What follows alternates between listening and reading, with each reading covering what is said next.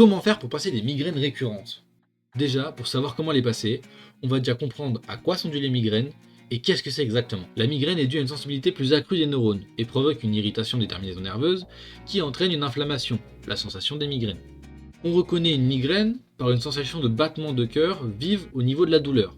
Les migraines ont des causes diverses et variées, comme les flashs lumineux répétitifs, les sons trop élevés, le manque de sommeil, une alimentation déséquilibrée, les hormones peuvent jouer dessus aussi, surtout chez les femmes, certaines odeurs fortes, le stress, qu'il soit positif ou négatif, déshydratation, mais aussi les conditions météorologiques et la génétique peuvent avoir un impact sur les migraines. Les migraines chroniques concernent 12% des adultes et entre 5 à 10% des enfants en France, soit approximativement 11 millions de personnes. Sachant qu'un tiers des malades n'ont jamais consulté et que les femmes sont 2 à 3 fois plus touchées que les hommes, d'après Amélie.fr. Les conseils pour soulager une crise d'après le site Amélie.fr, se poser dans une pièce calme et sombre, mettre du froid sur son crâne et boire de l'eau.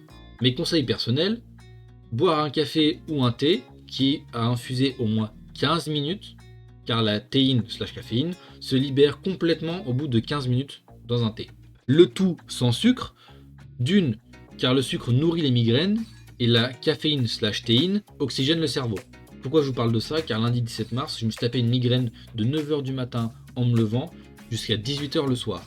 Même en dormant, elle n'est pas passée, elle est passée seulement une fois que je me suis fait un thé, parce que j'avais pas de café. Je profite donc de cette situation pour sensibiliser sur le cas de cette maladie qui me touche assez fréquemment en ce moment et qui touche, comme moi, une grosse partie de la population française. Mes sources pour vous parler de tout ça sont Amélie.fr et Migraine Québec, une association qui soutient tous les gens victimes de cette maladie, mais aussi mon expérience personnelle pour les sources. Voilà, sur ce la team, je vous fais des gros bisous, et puis à la prochaine pour un nouvel épisode du 1% Better. Allez, ciao ciao et des bisous la team.